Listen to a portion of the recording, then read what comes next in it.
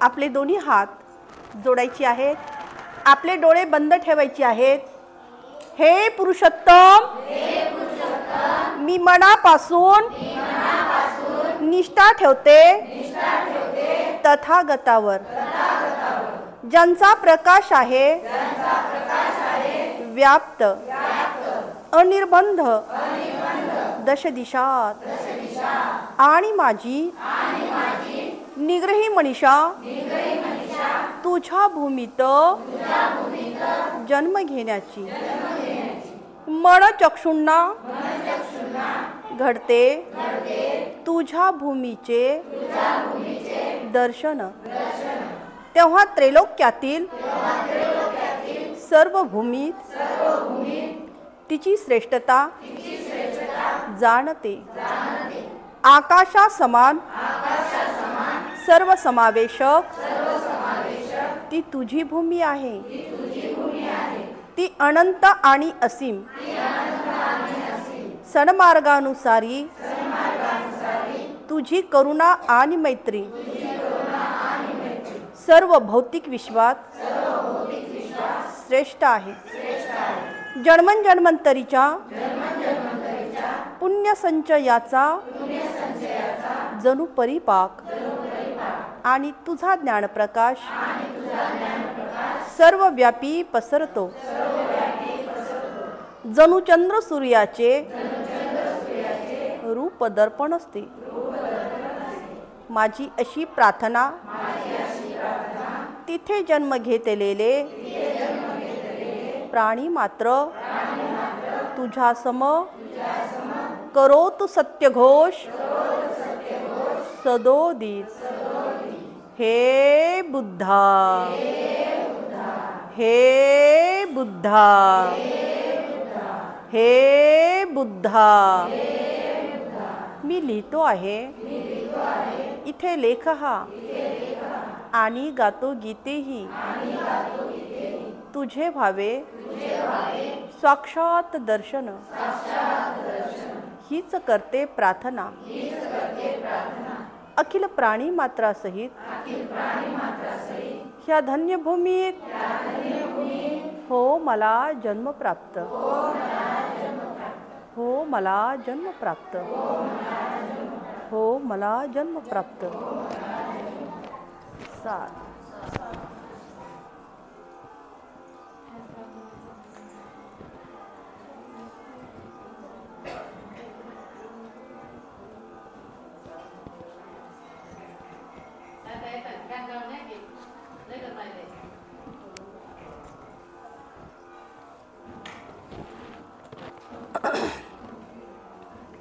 भगवान बुद्ध आणि त्यांचा धम्म या ग्रंथाचं या ठिकाणी पठण होत असताना आपण या अगोदरच्या भागामध्ये पाहिलेलं आहे की भगवंतांनी आपल्या या धम्मामध्ये धम्माचा उपदेश करत असताना या धम्माचे त्यांनी 3 विभागामध्ये वर्गीकरण केलेले आहे.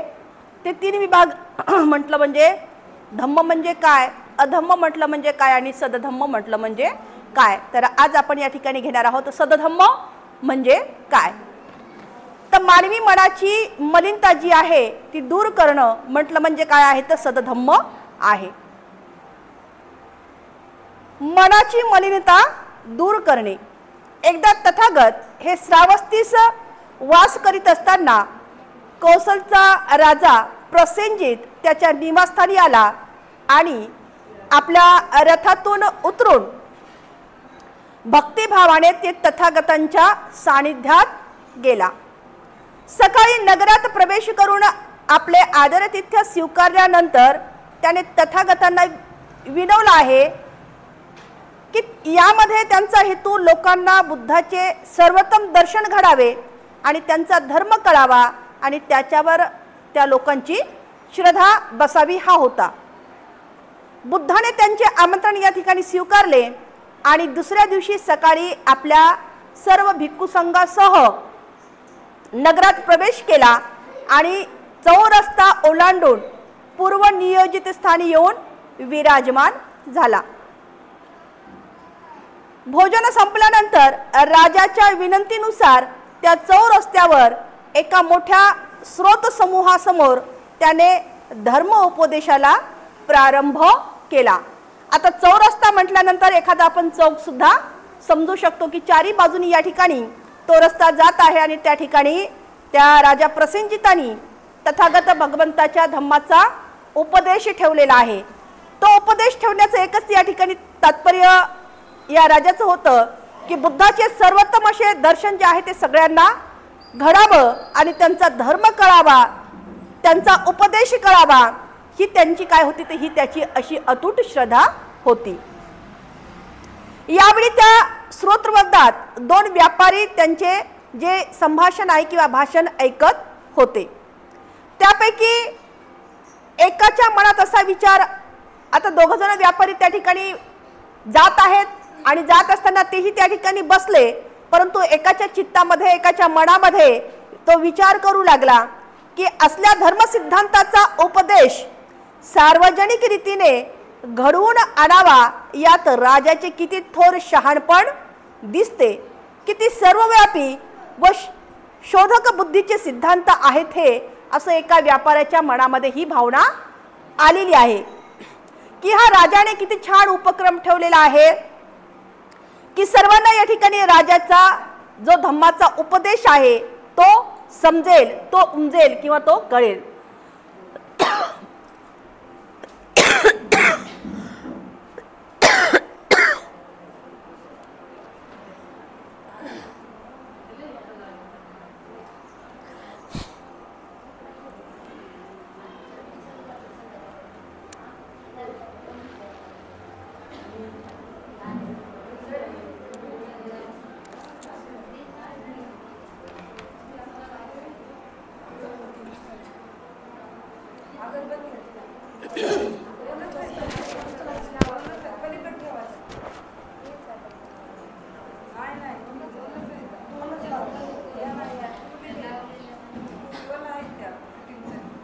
तर भोजन संपल्यानंतर या ठिकाणी जे तथागताने या ठिकाणी त्या चौरस्त्यावर एका मोठ्या या जनसमुदायामध्ये तो स्रोत समूहासमोर त्याने धर्म उपदेशाला आपल्या प्रारंभ केला आहे आणि त्यावेळी तो स्रोत वृंद जो आहे किंवा ते ऐकणारे जे काही लोक आहेत ते दोन व्यापारी त्याच्यामध्ये आलेले आहेत आणि त्याच्यातल्या एका व्यापाऱ्याच्या चित्तामध्ये, एका व्यापाऱ्याच्या मनामध्ये असे विचार आलेले आहेत की हा तथागतांचा असला धर्म आणि अशा सिद्धांताचा उपदेश या सार्वजनिक रीतीने घडवून आणण्यासाठी यात राजाची किती अशी थोर महान कीर्ती आहे, थोर शहाणपण आहे, किती महान कीर्ती आहे आणि सर्वव्यापी व शोधक बुद्धीचे हे तथागतांचे काय आहेत, हे तथागतांचे सिद्धांत आहेत। आता दुसरा पण त्याच्यासोबत एक व्यापारी होता। दुसऱ्याच्या मनात विचार आला, दुसऱ्याच्या मनात काय विचार आलेला आहे तर असल्या माणसाला धर्म उपदेश करायला येथे आणणे यात राजाचा किती मूर्खपणा आहे। म्हणजे व्यक्ती तेवढ्या काय असतात, प्रवृत्ती असतात, जेवढ्या व्यक्ती तेवढे वेगवेगळे विचार असतात। तशा या दोन व्यापाऱ्याचे या ठिकाणी वेगवेगळे विचारसरणी आणि चित्तामधले उद्भवलेले उत्पन्न झालेले भाव या ठिकाणी दाखवलेले आहेत। एकाच्या चित्तामध्ये मूर्खपणा आलेला आहे आणि एकाच्या चित्तामध्ये काय आलेले आहे की त्या राजाबद्दलची एक कीर्ती, एक शहाणपण, एक थोर असं या ठिकाणी त्यानं एक सिद्धांत तथागतांचा सगळ्यांना कळावा आणि हा उपक्रम त्या राजाने किती असा छान केलेला आहे। तर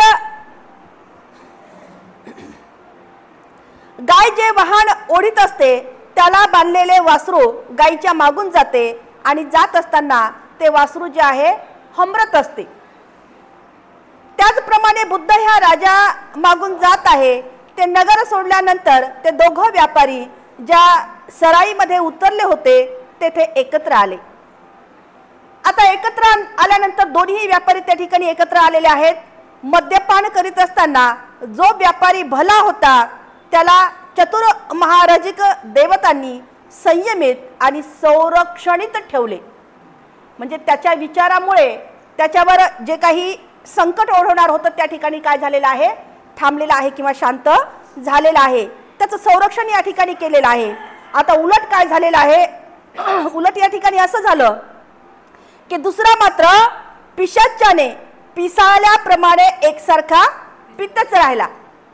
एकाने आपल्यावर कंट्रोल केलेला आहे तर एकाने काय केलेला आहे, तो पिसाळल्यावाने पितच होता आणि शेवटी झोप आल्याने तो गुत्त्याच्या जवळच्या रस्त्यावर सुद्धा त्या ठिकाणी पडला.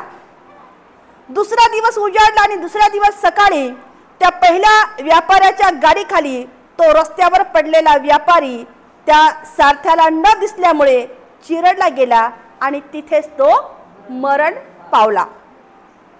पहिला व्यापारी एका दूर देशात आला असताना त्या देशाच्या एका पवित्र अशा आश्रय म्हणजे एका देशाच्या पवित्र अशा आश्चर्याने त्याच्या पुढे अश्वाने, अश्व म्हणजे त्याला एका घोड्याने म्हणजे एका अश्वाने अर्थातच घोड्याने त्याच्या पुढे गुडघा वाकविल्यामुळे तो त्या देशाचा राजा म्हणून निवडला गेला आणि त्या ठिकाणी सिंहासन निश्चित करण्यात आला. म्हणजे त्याला सिंहासनावर बसवण्यात आलेला आहे. त्यानंतर या आपल्या जीवनाला मिळालेली ही विलक्षण अशी कलाटणी मनात आणून तो बुद्धाकडे गेला आणि आपल्या देशात येऊन आपल्या प्रजेला उपदेश करण्यासाठी त्यांना आमंत्रित केलेले आहे. म्हणजे दोघांच्या मनामधले जे काही हे भाव आहेत, एकाला दुर्गती प्राप्त झालेली आहे तर एकाला त्याच्या विचाराची म्हणजे चांगल्या विचाराची त्याला काय प्राप्ती झालेली आहे की सद्गती, सत्कर्मामुळे किंवा सद्गती त्याला या ठिकाणी प्राप्त झालेली आहे. आणि त्याच्या मनामध्ये असे विचार आलेले आहेत की मी या ठिकाणी तथागतांचा मी उपदेश ऐकलेला आहे आणि त्यामुळे मी या इथपर्यंत आलेला आहो. आणि मग पुन्हा त्याच्या मनामध्ये आणखी एक सुंदर आणि चांगला विचार आला की मी आणखी तथागताकडे का जाऊ नये आणि पुन्हा माझ्याही नगरीमध्ये या ठिकाणी मी बुद्धांना का बोलू नये. आणि प्रजेला बुद्धाकडे गेला आणि तो आपल्या देशात येऊन आपल्या प्रजेला उपदेश करण्यासाठी त्याने तथागतांना आमंत्रण दिले. ज्यावेळी त्या जगदवंदनीय व्यापाराच्या मृत्यूचे आणि त्या सद्बुद्धी व्यापाराच्या भरभराटीचे कारण त्यांना सांगितले आणि ते म्हटले मन सर्वांचे मूळ आहे. आता दोघांच्या या व्यापाराचे जे काही दुर्गती अथवा सद्गती प्राप्त झालेली आहे या दोघांचे सुद्धा या ठिकाणी त्या प्रवचनामध्ये तथागताने या दोघाही व्यापाराचं वर्णन केलेलं आहे. ते वर्णन करत असताना बुद्ध म्हणत आहेत की मन सर्वांचे काय आहे तर मन सर्व गोष्टीचे मूळ आहे. मन हे स्वामी आहे आणि मन हेच कारण आहे. मन काय आहे, सगळ्या गोष्टीचा स्वामी आहे, सगळ्या गोष्टीचा राजा आहे आणि मन हेच काय आहे, सगळ्या गोष्टीचं कारण आहे. मनात दुष्ट विचार असतील तर माणसाचे विचार, माणसाचे शब्द आणि कार्य ही दुष्ट बनतात. मनामध्ये जर दूषित विचार आले, मनामध्ये जर वेगवेगळ्या कल्पनांनी घेरल्या गेलं तर ते दुष्ट विचार असतील आणि माणसाचे जशा पद्धतीने विचार असतील त्याच पद्धतीने त्या माणसाचे शब्द आणि शब्द उच्चारल्यानंतर तशाच पद्धतीच्या क्रिया अर्थातच कार्य ही दुष्ट बनतात.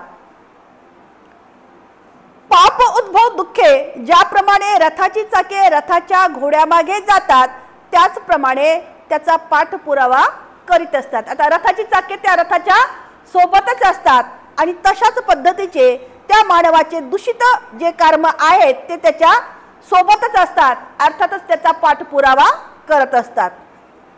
मन हे सर्वांचे मूळ आहे, तेच आज्ञा करते आणि तेच घटना घडवून आणते. मनात सद्विचार असतील तर त्या माणसाचे शब्द आणि कार्य दोन्हीही चांगली असतात आणि अशा सदाचारापासून उद्भवणारे सुख पदार्थाच्या सावलीप्रमाणे सदोदित त्या माणसामागे जात असतात. आणि मन काय आहे तर मन सर्व गोष्टींचे मूळ आहे आणि मनच आपल्या या सर्व हालचालीला काय करते ते आज्ञा देत असतं, त्याची या सर्व घटना घडून आणत असतं. जर तो सदाचारी विचाराचा मनुष्य असेल, चांगला मनुष्य असेल, तर सदाचारापासून उद्भवणारे त्याच्याबद्दल जे काही सुख आहे किंवा पदार्थाची जी काही सावली आहे किंवा स्वतःची जरी आपण या ठिकाणी सावली पाहिली, ती सावली आपल्या सदोदित काय राहते, सोबतच असते. रात्र असो अथवा दिवस असतो, आपली सावली आपल्या सोबतच असते. त्याचप्रमाणे मनुष्याचे सुद्धा या सावलीप्रमाणे सदोदित त्या म्हणजे त्या माणसामागेच जात असते. हे शब्द ऐकून राजा, त्याचे प्रधान आणि इतर असंख्य लोकांनी बुद्धाची धर्मदीक्षा ग्रहण केली आणि ते त्यांचे काय झालेले आहेत तर ते त्यांचे शिष्य बनलेले आहेत. जग हे धम्मराज्य बनविणे म्हटलं म्हणजे काय आहे तर सदधम्म आहे. धम्माचे प्रयोजन काय आहे याची भिन्न धर्माने या ठिकाणी भिन्न भिन्न उत्तरे दिली आहेत. माणसाला ईश्वर प्राप्तीचा मार्ग लावून त्याला आपल्या आत्म्याच्या मोक्षाचे महत्त्व शिकवणे हे सामान्यतः वरील प्रश्नाचे या ठिकाणी उत्तर येते. बहुतेक धर्म 3 प्रकारच्या राज्यासंबंधी बोलतात. एकाला स्वर्गाचे राज्य माहीत आहे, दुसऱ्याला इहलोकाचे आणि तिसऱ्याला नरकाचे, असे 3 या ठिकाणी धर्माचे 3 प्रकारच्या राज्याबद्दल बोलल्या जातं. एक म्हटलं म्हणजे काय आहे तर स्वर्ग, दुसरं म्हणजे इहलोक आणि तिसरं म्हणजे नरक. असे म्हणतात की स्वर्ग राज्यात देवाचे शासन चालते, नरक राज्यात दुष्टांचे राज्य चालते आणि इहलोकाच्या राज्यासंबंधी वाद आहेत. ते शैतानाच्या आणि मांडलिकत्वाखाली नसते. त्याचप्रमाणे दैवाचे सार्वभौमत्वही पसरले नसते. एक दिवस ते पसरेल अशी अपेक्षा मात्र असते. काही धर्मामध्ये स्वर्ग राज्य प्रत्यक्ष ईश्वराच्या या शासनाखाली असल्याने तेथे धर्मराज्य असते. इतरही काही धर्मात स्वर्ग राज्य हे इहलोकी असत नाहीत, ते फक्त स्वर्गाचेच दुसरे नाव आहे. जो कोणी ईश्वर आणि त्याच्या प्रणेतावर श्रद्धा ठेवी त्यालाच तेथे पोहोचता येते. स्वर्गलोकी पोहोचल्यावर त्या धर्मनिष्ठित त्या जीवनातील सर्व भोगविलास तेथेच लाभतात. सर्व धर्म असे उपदेश करतात की या स्वर्ग राज्याची प्राप्ती हे प्रत्येक माणसाचे साध्य असावे, प्रत्येक माणसाचे साध्य असावे आणि ते कसे साधावे हे सांगणे त्या धर्माचे कार्य असावे. मग धर्म आणि धर्माचा नेमका उद्देश काय आहे तर याला बुद्धाचे उत्तर अगदीच या ठिकाणी आपल्याला वेगळे आहे असं पाहायला मिळतं. जीवनाचा उद्देश काहीतरी काल्पनिक स्वर्गाची प्राप्ती आहे असे त्याने लोकांना सांगितले नाही. म्हणजे बुद्धाने लोकांना असं काही सांगितलं नाही की स्वर्ग आहे किंवा स्वर्गाची प्राप्ती आहे. त्यांचं म्हणणं असं आहे की धर्माचे राज्य इहलोकांचे आहे आणि त्याची प्राप्ती धर्मशील आचरणाने घडते. त्यांनी असं सांगितलं आहे की दुःख निराकरणासाठी प्रत्येक माणसाने दुसऱ्या प्रत्येक माणसाशी धर्मानेच वागले पाहिजे आणि अशा व्यवहारानेच इहलोकी धर्मराज्य स्थापन केले पाहिजे. यामुळे त्याचा धर्म इतर धर्मापासून कसा आपल्याला वाटतो तो इतर धर्मापासून अतिशय वेगळा आहे असं आपल्याला या ठिकाणी वाटतं किंवा वेगळा पडतो. त्याचा धर्म काय आहे तर त्यांचा धर्म म्हटलं म्हणजे पंचशील. त्यांचा धम्म काय सांगतो तर त्यांचा धम्म सांगतो अष्टांगिक मार्ग. तथागतांचा धम्म काय सांगतो तथागतांचा धम्म सांगतो पारामिता. या तीनवरही त्यांच्या धम्माने काय केलेलं आहे तर भर दिलेला आहे. पंचशील, अष्टांगिक मार्ग आणि पारामिता यावरच तथागतांचा धम्माचा काय आहे तर भर आहे. बुद्धाने या त्रिवरच आपला धर्म का आधारला असावा असा प्रश्न या ठिकाणी केलेला आहे. कारण जीवन मार्गाचे हे 3 घटक असून त्याच्या योगानेच मनुष्य काय बनू शकतो तो सदाचारी बनू शकतो. माणसाचे दुःख हे माणसातील अनुचित व्यवहाराचाच परिणाम आहे। तर माणसाचं दुःख काय आहे? माणसाचं दुःख दुसरं तिसरं काहीही नसून ते काय आहे? तर एका माणसाने दुसऱ्या माणसाशी केलेला अनुचित व्यवहार। या व्यवहाराने काय होतं? मग एकमेकाच्या भावना दुखावल्या जातात। एका व्यक्तीने दुसऱ्या व्यक्तीशी जो अनुचित व्यवहार केलेला आहे, जो उचित व्यवहार केलेला नाही, आणि त्या व्यवहाराचा परिणाम काय होतो? तर त्या व्यवहाराचा परिणाम दुःखामध्ये ओढवला जातो किंवा दुःख उद्भवतो। या अनुचित व्यवहार आणि त्यापासून उद्भवणारी जी काही दुःखे आहेत ही धर्मानेच नाहीशी होऊ शकतात। आणि मग ही नेमकी कशाने नाहीशी होऊ शकतात? ही दुःखे कशाने उत्पन्न होतात? तर एकमेकाच्या व्यवहारामुळे उत्पन्न होतात। एक मनुष्य दुसऱ्या मनुष्याशी अनुचित व्यवहार करत नाही, म्हणजे चांगल्या प्रकारचा व्यवहार करत नाही, आणि म्हणून ते दुःख त्याला उद्भवल्या जाते। तर ही दुःखे कशाने नाहीशी होणार आहेत? तर ही उद्भवणारी दुःखे ही धर्मानेच नाहीशी होणार आहेत। आणि म्हणून धर्माने नुसता उपदेश करून भागणार नाही, तर त्याने माणसाला आपल्या व्यवहारात सदाचाराची किती आवश्यकता आहे, व्यवहारामध्ये वावरत असताना या सदाचाराची किती आवश्यकता आहे हे त्याच्या मनावर पूर्णपणे त्याने ठसवलं पाहिजे, त्याने बिंबवलं पाहिजे, त्याने आचरणामध्ये आणलं पाहिजे। ही सदाचाराची आवश्यकता माणसाच्या मनावर ठसविण्यासाठी धर्माला इतरही काही कार्य करावी लागतात, असे तथागतांचं मत आहे, असे ते म्हणतो। धर्माने माणसाला आचरण्यास योग्य कुशल कर्म कोणते हे ओळखण्याचे आणि त्या आधारे आचरण करण्याचे शिकवले पाहिजे। म्हणजे धर्माचा या ठिकाणी उपदेश काय आहे? धम्म आम्हाला काय शिकवतो? तर धम्म आम्हाला हे शिकवतो की धम्माने माणसाला आचरण्यास योग्य असे कुशल कर्म, म्हणजे चांगल्या पद्धतीचे कर्म। आता चांगलं आणि वाईट आपल्याला लगेच कळालं जातं, आणि जे काही चांगलं आहे त्याचाच आपण काय करायचं आहे? तर स्वीकार करायचा आहे। हे कुशल कर्म कोणते हे ओळखण्याचे आणि त्याच्या आधारे आचरण करण्याचे त्यांनी शिकलं पाहिजे। धर्माने आचरणात अयोग्य म्हटलं म्हणजे अकुशल, अयोग्य अकुशल कर्म कोणते हे ओळखायचे आणि ते करण्यासाठी त्याने सदोदित टाळायचे आणि टाळण्याचे त्याने शिकवले पाहिजे। याशिवाय अतिशय महत्त्वपूर्ण असे मानलेले आहे की धर्माचे दोन उपदेश भगवान बुद्धाने या ठिकाणी शिकवलेले आहेत।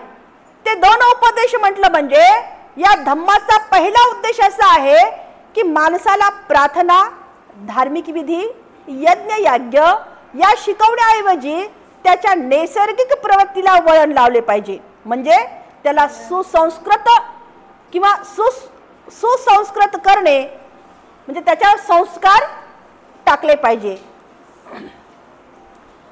देवदह सुत्तात जैन धर्माची चर्चा करताना बुद्धाने हा उद्देश अतिशय स्पष्ट पद्धतीने केला आहे की जैन धर्माचा जो संस्थापक असे मानत होता की सर्व वैयक्तिक सुखकर अथवा दुःखकर अनुभव हे गत जन्मी केलेल्या कर्माचे फळ आहे, असं जैन तीर्थक यांचं मत होतं। आणि असे असल्यामुळे त्या गत जन्मीच्या त्या दुष्कर्माचे विवेचन केले असताना आणि नवी दुष्कर्मे न केलेल्या या भविष्य काळात भोगायची काहीच राहत नाही। भविष्य काळात भोगायला लावणारे या दुष्कर्माचे परिणाम ठरलेले नाहीत की दुष्कर्म क्षय पावते आणि दुष्कर्म क्षय पावले की दुःखाचा सुद्धा क्षय होतो आणि सर्व दुःखाचेच मुळापासून उच्चाटन होते, असा जैन धर्माचा दृष्टिकोन या ठिकाणी सांगितला आहे। परंतु या बुद्धाने असा प्रश्न या ठिकाणी केला की तुम्हाला असे सांगता येईल का की या इथे आता दुष्टवृत्तीचा उच्छेद केला की त्या क्षणी तिथे सतवृत्तीची स्थापना होत आहे, असं तुम्ही जाणू शकता का किंवा असं होऊ शकतं का? याचे उत्तर दिलेलं आहे नाही, असेच आलेले आहे। तेव्हा बुद्धाने पुनश्च विचारले, जोपर्यंत तुम्ही दुष्टवृत्तीचा त्याग करून सतवृत्तीचा अंगीकार करण्याचे मनात शिक्षण दिले नाही तोपर्यंत गत दुष्कर्माचे विरेचन आणि नव्या दुष्टकर्माचा प्रारंभ न करणे या क्रियांचा काय अर्थ आहे। म्हणजे जोपर्यंत तुम्ही त्याचा उपयोग करणार नाहीत, जोपर्यंत तुम्ही ते आचरणात आणणार नाहीत। आता एखादा तुम्हाला पदार्थ केवळ दिसत आहे, तो खाल्लाच नाही तर तुम्हाला त्याची चव कळणार आहे का?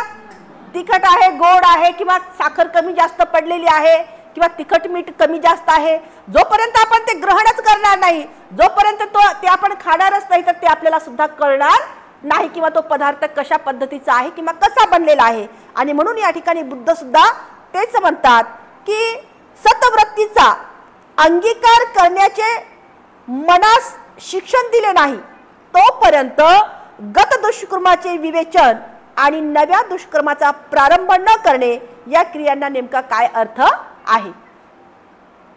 बुद्धाचं मत या ठिकाणी असं आहे की ह्या त्या धर्मातील एक गंभीर असा तो दोष होता। या सतप्रवृत्ती हीच चिरस्थायी आणि चांगुलपणाचे अधिष्ठान आणि हमी आहे। आणि म्हणून बुद्धाने आपल्या या चित्ताच्या साधनेला म्हणजे मानसाच्या वृत्तीला सुसंस्काराने वळण लावण्याचा अगदी पहिले स्थान दिलेले आहे। आणि म्हणून बुद्धाने चित्ताला अर्थातच मनाच्या साधनेला म्हणजे चित्ताच्या साधनेला माणसाच्या वृत्तीला सुसंस्कार म्हणजे चांगल्या पद्धतीचं वळण लावण्यासाठी अगदी पहिलं काय दिलेलं आहे, अगदी पहिलं असं स्थान दिलेलं आहे। धर्माचा तो दुसरा या ठिकाणी उद्देश आहे। बुद्ध असं सांगतात की आत्यंतिक महत्त्वाचा या ठिकाणी तो मानतो आणि तो म्हणजे एखादं तत्व उचित म्हणून समजल्यावर जरी कोणी साथी नसला तरी धैर्याने त्या तत्वाच्या मार्गापासून विचलित न होणे। म्हणजे कोणी सोबत नसलं तरी चालेल, परंतु एखादं जर तुम्ही उद्दिष्ट अंगीकारलं असेल, एखादं जर तुम्ही ध्येय स्वीकारलं असेल तर त्या धैर्याला तुम्ही सामोरे गेलं पाहिजे। जरी तुम्हाला या ठिकाणी सोबत नसलं तरी चालेल, साथी नसला तरी धैर्याने त्या तत्वाच्या मार्गापासून विचलित न होता त्याचं तुम्ही अवलोकन केलं पाहिजे किंवा अंगीकार केला पाहिजे।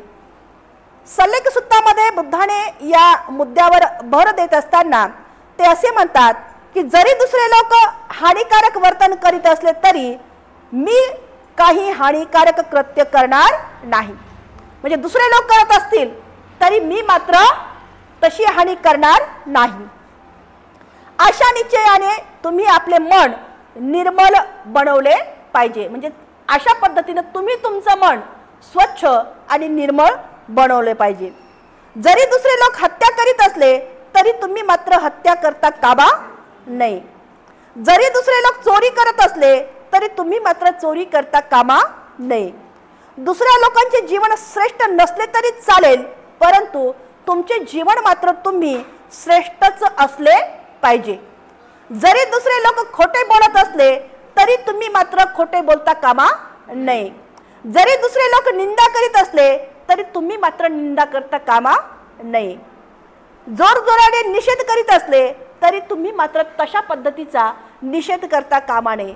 जरी दुसरे लोक बडबड करीत असले तुम्ही मात्र व्यर्थ बडबड करता कामा नये। आणि तशा पद्धतीचे तुम्ही तसे करता कामा नये। दुसरे लोक लोभी असले तरी तुम्ही मात्र लोभी असता कामा नये। दुसऱ्या लोकांमध्ये जर द्वेष असेल, मच्छर असेल, परंतु तुम्ही तुमच्यामध्ये असता कामा नये। जरी दुसरे लोक मिथ्या दृष्टीचे असले, मिथ्या संकल्पनाचे, मिथ्या वाणीचे आणि मिथ्या क्रियेचे, मिथ्या समाधानाचे असले तरी मी मात्र म्हणजे स्वतः मात्र कसं असायला सांगितलेलं आहे। ह्या जे आपल्या तर पंचशीला सांगितलेले आहेत एकंदरीत हे जरी ह्या वृत्तीचे लोक वागत नसले तरी आपण मात्र तसं आपलं आचरण असलं पाहिजे। आणि असलं आचरण असताना मिथ्या समाधीची असले तरी मी मात्र कसं असलं पाहिजे, तर मी मात्र माझी दृष्टी कशी असली पाहिजे, मग सम्यक दृष्टी असली पाहिजे। सम्यक दृष्टी, सम्यक संकल्प असला पाहिजे। संकल्प कसा असावा, सम्यक पद्धतीचा असावा। संकल्प सांगितलेला आहे। संकल्प कशा पद्धतीचा असला पाहिजे, चांगल्या पद्धतीचा असला पाहिजे। आता संकल्पाबद्दल बोलायचं झालं संकल्प सांगितलेला आहे। संकल्प कसा पाहिजे तर सम्यक असा संकल्प असावा। तथागत सम्यक संबुद्धांनी संकल्प केला होता। महान ज्या काही या भूतलावर महान महान व्यक्ती होऊन गेलेल्या आहेत, त्यांचे विचारही महान आहेत, त्यांचे तत्वही महान आहेत, त्यांचं आचरणही महान आहे आणि त्यांचे उपदेश सुद्धा महानच आहेत। अशा महान व्यक्तीने सुद्धा एक संकल्प केला होता। तो संकल्प म्हटलं म्हणजे ज्यावेळेस तथागतांची वैराग्याची कसोटी संपली आणि वैराग्याची कसोटी संपल्यानंतर सुजाताच्या खिरीचं अन्न ग्रहण केलं आणि त्यानंतर सिद्धार्थ ताजेतवाने झाले आणि ते सोन्याचं पात्र जे होतं खिरीचं पात्र नदीच्या प्रवाहामध्ये टाकत असताना त्या ठिकाणी एक संकल्प केला। काय संकल्प केला? माझ्या शरीराच्या हाडाची काढ झाली तरी चालतील, परंतु मी या जागेवरून उठणार नाही। जोपर्यंत मला सम्यक संबोधी प्राप्त होत नाही तोपर्यंत मी या जागेवरून उठणार नाही। हा सम्यक संकल्प केलता। सम्यक संकल्प सांगितलेला आहे। आपला सुद्धा सम्यक संकल्प असावा। असा सम्यक संकल्प केलता आणि हा सम्यक म्हणजे चांगला संकल्प केल्यानंतर त्यांच्या चित्तवृत्तीमध्ये सगळे चांगले विचार अगोदर त्यांनी भरलेले आहेत, आचरण चांगलं भरलेलं आहे आणि सम्यक पद्धतीचा हा संकल्प केल्यानंतर तिथून ते हल्ले नाहीत आणि पुढे आपल्याला माहित आहे त्यांना संबोधी प्राप्ती झाली आणि त्यानंतर ते बुद्ध झालेले आहेत। आणि तोच धम्म आपण या ठिकाणी आज श्रवण करत आहोत, पठन करत आहोत। तर सम्यक संकल्प जो आहे हा तथागतांनी हा सम्यक संकल्प केला होता। आणखी एका महान पुरुषांचा सुद्धा या ठिकाणी संकल्प आहे। तो संकल्प म्हटलं म्हणजे महात्मा ज्योतिबा फुले। महात्मा ज्योतिबा फुलेंनी सुद्धा एक संकल्प केलता। त्यांनी कुठे आणि कसा संकल्प केला होता तर एक वेळेस जे आहे महात्मा ज्योतिबा फुले त्यांचा जो मित्र आहे त्या मित्राच्या बरातीमध्ये जाऊ लागले। लग्न होतं। तर मित्र म्हटल्यानंतर जी मित्रता आहे त्या मित्रामध्ये जाती धर्म हा नसतोच, कारण ते मित्र असतात। आजही तुम्ही वर्गामध्ये पहा, मुलं मुली असतात, त्यांना जाती धर्म माहीत नाही, परंतु हा जाती धर्म त्यांना घरातून शिकवला जातो किंवा मिळाला जातो। त्यांना अगोदर वर्गामध्ये काहीच माहीत नसते, केवळ मित्रता एवढंच माहिती असतं। आणि मग ह्या महात्मा ज्योतिबा फुले जे आहेत या मित्राच्या लग्नाला गेलेले आहेत। लग्नाला गेल्यानंतर त्या वरातीमध्ये आता मित्राच्या वरातीमध्ये हेही चालत आहेत, वरात निघत आहे। महात्मा ज्योतिबा फुले सुद्धा आपल्या मित्राच्या वरातीमध्ये चालत आहेत, परंतु त्या समाज प्रवृत्तीने या ब्राह्मण वृत्तीने काय केलेलं आहे त्या वरातीतून तिथे वरात थांबवण्यात आली की या बहुजन समाजाचा मुलगा या वरातीमध्ये कसा आला, ब्राह्मणाच्या वरातीमध्ये तो कसा आला आणि त्या वरातीमध्ये त्याला थांबवण्यात आलं, रोखवण्यात आलं आणि तिथे त्याला एक जाण झाली की या ठिकाणी मी सुद्धा, मलाही दोन हातपाय आहेत, मलाही डोळे आहेत, मलाही त्याच्यासारखं शरीर आहे आणि ह्या माणसामध्ये असा भेद का, मला या वरातीतून बाहेर का काढलेला आहे। आणि तिथे तो वरातीतून बाहेर निघतो, त्याच्या डोक्यामध्ये अखंड अशा वेगवेगळ्या ज्या ज्वाला उठत असतात त्या वयामध्ये आणि अशा विचार करतात आता काय करायला पाहिजे। या वरातीतून माझा अपमान झालेला आहे, तो अपमान त्यांना सहन झाला नाही, वरातीतून मला या ठिकाणाहून बाहेर काढलेला आहे, तेवढा अपमान ते सहन करू शकले नाही। आणि मग एका घाट असतं कपडे धुण्याचं, अगोदर जे आहे लोक बाहेर कपडे धुवायचे, आपल्यावाडी घरामध्ये किंवा मशनीची उपलब्धता त्यावेळेस नव्हती, तर जे घाट असायचे किंवा जे नद्या असायच्या त्या घाटावर ते कपडे धुतल्या जायची। आता महात्मा ज्योतिबा फुले त्या घाटावर गेलेले आहेत, त्यांच्या मनामध्ये जे आहेत काहूर एक एक उफाळी खात आहे, आता मी नेमके इथे प्राण द्यावेत का, कारण आता माझा जगून काही फायदा नाही, माझा एवढा अपमान झालेला आहे। तिथे घाटावर ज्या महिला कपडे धुत होत्या, ज्या महिला घाटावर कपडे धुत होत्या त्या प्राण देत असताना त्या महिलांनी त्याला एक ताना मारला। काय ताना मारला? अरे तू माणसासारखा माणूस, एवढा पुरुष असून तू बायकामध्ये जीव देत आहेस, हे घे बांगड्या भर तुझ्या हातामध्ये। आणि तो शब्द पुन्हा त्याला लागला आणि तिथून त्यांनी एक संकल्प केला मी माझं हे जे काही जीवन आहे, मी माझं हे काही जीवन आहे ते मात्र माझं जीवन हे बहुजनाच्या उत्थानासाठी, बहुजनाच्या कल्याणासाठी हे माझं जीवन मी पणास लावेल आणि बहुजनाला संपूर्ण हक्क आणि अधिकार देण्यासाठी मी पुढे येईल. हा सम्यक संकल्प कुणी केला होता? महात्मा ज्योतिबा फुलेंनी. आणि त्यानंतर आपल्याला माहित आहे की आपल्या स्वतःच्या पत्नीला दगड शेण गोटे सगळं काही सहन करून शिक्षण स्त्रियांना देण्याचं जे पाऊल या ठिकाणी या महान दाम्पत्याने उचललं आणि म्हणून आजची ही संपूर्ण जी काही या विश्वातली असो किंवा भारत देशातली जी काही स्त्री असो ती आज काय करू शकते?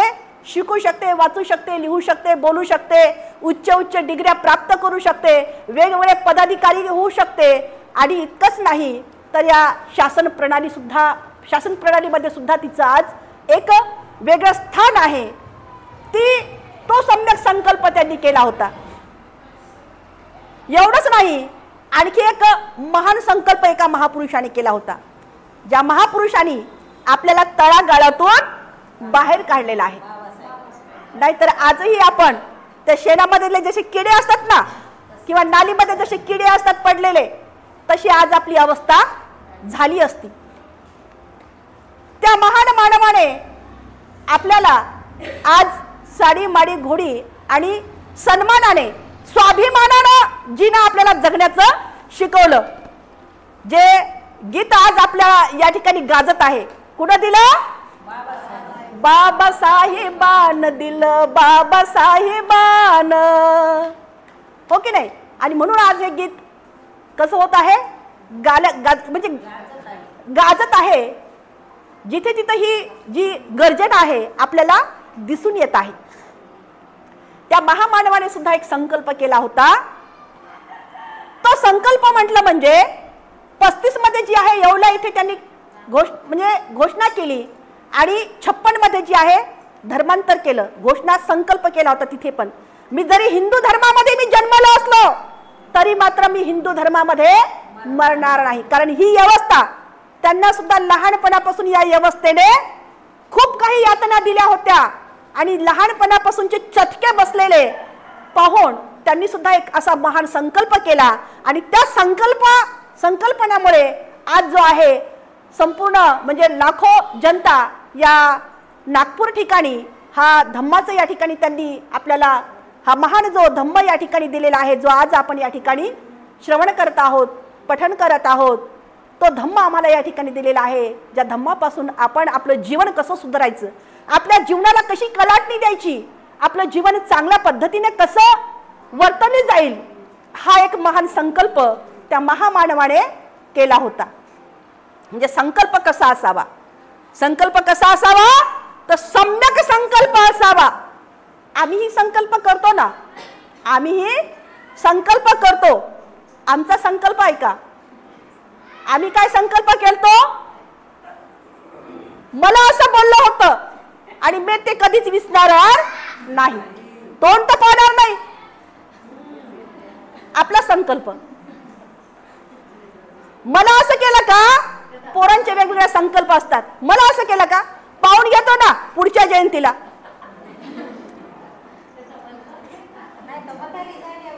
पुढच्या जयंतीला म्हणजे संकल्प असे करतात, अरे ज्या बाबाने तुला इथपर्यंत आणलेला आहे त्या बाबाची जयंतीच तुला आठवते का? बाकीचे दिवस नाही आहेत का? त्या जयंतीमध्येच एकमेकाचे जे काय वैरभाव आहेत ते तुम्ही काढता. संकल्प कसा करावा? संकल्प हा सम्यक करावा.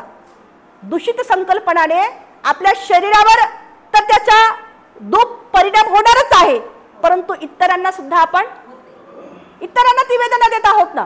आपल्याला तर होणारच आहे, परंतु इतरांना ती आपण वेदना देत आहोत. आणि म्हणून आम्हाला या ठिकाणी गायकवाड ताई कसा संकल्प करायचा? सम्यक संकल्प करायचा आहे. तर ही सम्यक संकल्प आम्हाला या ठिकाणी अशा पद्धतीचा सांगितलेला आहे. सम्यक वाणी, सम्यक कर्म, वाणी सुद्धा आमची चांगली असावी, सम्यक कर्म असावेत, सम्यक आजीविका असावी, सम्यक व्यायाम असावा, सम्यक स्मृती असावी आणि सम्यक समाधी असावी. अर्थातच या अष्टांग मार्गापासून आपण यदा कदाचितही विचलित होणार नाही. जरी दुसरे सत्य आणि निर्वाण याबाबत चुकत असले तरी तुम्ही मात्र सत्य आणि निर्वाण याच्या मार्गापासून विचलित होता कामा नये. जरी दुसरे लोक आळस आणि तंद्री याच्या अधीन असले तरी तुम्ही मात्र त्या दोषापासून विमुक्त असले पाहिजे. जरी दुसरे लोक गर्विष्ठ असले तरी तुम्ही मात्र विनम्र असले पाहिजे. जरी दुसरे लोक शंकाकुल असले तरी तुम्ही मात्र निशंक असले पाहिजे. जरी दुसरे लोक क्रोध, लोभ, द्वेष, मत्सर, कृपणता, लोभ, ढोंग, कपट, निर्बद्धपणा, उद्धटपणा, आगाऊपणा, दुष्ट संगत, आळशीपणा, अश्रद्धा, निर्लज्जपणा, सत असत, विवेकाचा अभाव, अडाणीपणा, निष्क्रियता, गोंधळ, शहाणपणाचा अभाव इत्यादी इत्यादी दोषांनी युक्त असले तरी तुम्ही मात्र या दोषांच्या विरोधी असले पाहिजे. आणि विरोधी असलेले गुणी अंगी बाळगले पाहिजे. दुसरे लोक जरी लौकिक वस्तूंना चिकटून असले, त्यावरील आपली पकड सैल होऊ देत नसले तरी मात्र अशा वस्तूंना न चिकटता त्यातील म्हणजे त्यागरहित त्यागशील राहिले पाहिजे. मी असे म्हणतो की चेतना शक्ती विकसित झाल्याने वाणी आणि कर्मच काय तर समग्र विज्ञान म्हणजे चेतना शक्ती म्हणजे आपल्या अगोदर चित्तामधले जे भाव आहेत, मनातले जे काय भाव आहेत ते आपल्या अगोदर कसे पाहिजेत, स्वच्छ आणि निर्मळ पाहिजेत. आणि तेव्हा जे आहेत ते विकसित झाल्यानंतर आपली जी वाणी आहे ती मधुर होईल, गोड होईल. वाणी आणि कर्मच काय, या कर्मच काय तर समग्र विज्ञान म्हणजे या विश्वामध्ये काय घडामोडी होत आहेत ह्या सगळ्या ज्या आहेत, विज्ञान म्हणजे त्याची जाणीव आपल्याला होईल. विज्ञान सुद्धा प्रभावित होते. म्हणून हे चुंद माणसाने करावयाचे संकल्प मी जे वर तपशिलाने सांगितले आहेत ते करावयास लावणाऱ्या या चेतना शक्तीचा विकास केला पाहिजे. आणि अशा संकल्प केल्यानंतर आपल्या चेतना शक्तीचा काय झाला पाहिजे, विकास झाला पाहिजे. बुद्धाच्या या मतानुसार धम्माचा उद्देश हा असा आहे. अर्थातच बुद्धांनी काय सांगितलेलं आहे, बुद्धांनी आपल्या या धम्मामध्ये जे सांगितलेलं आहे केवळ बुद्धाच्या या मतानुसार या धम्माचा उद्देश हाच आहे की मानवाने स्वतःमध्ये जे आहेत इतर काय करत आहेत इतराकडे न लक्ष देता स्वतःकडे आपण अगोदर काय करायचं आहे, स्वतःकडे लक्ष द्यायचं आहे. म्हणजे आपण काय म्हणतो, याने मला असं केलं, याने मला तसं केलं, तर हे जे चार बोट आहेत कुठं आहेत, एक बोट केवळ समोर दिसतं परंतु चार बोट कुठे आहेत, स्वतःकडे आहेत. आणि म्हणून चार बोटांनी आपण दूषित आहोत. त्या चार बोटा जे आपल्याकडे दाखवत आहेत ते चार बोटामध्ये अगोदर जे आहेत आपल्यामधले निर्गुण जे आहेत ते आपल्याला अगोदर बाहेर सारावी लागतील. आणि तरच जे बुद्धाचा या ठिकाणी जो संकल्प आहे तो आपण या ठिकाणी आचरणात आणू शकू. आणि त्या बुद्धाच्या मतानुसार आपल्या धम्माचा उद्देश हा असा वरील पद्धतीचा आहे. आज आणि आपण या ठिकाणी इथेच थांबणार आहोत. साधू साधू साधू. प्रतिज्ञा आपण करूया, जीवसृष्टी आहे असीम, ती भवसागर पार नेण्याची. प्रतिज्ञा आपण करूया, आपणात दोष असंख्य, ते नष्ट करण्याची. प्रतिज्ञा आपण करूया, आहेत सत्य अनंत, ती पूर्ण आकलण्याची. प्रतिज्ञा आपण करूया, भगवान बुद्धांचा अतुल्य मार्ग तो संपूर्ण साध्य करण्याची. प्रतिज्ञा आपण करूया, डॉक्टर बाबासाहेब आंबेडकर यांचा रथ पुढे पुढे नेण्याची. साधू साधू.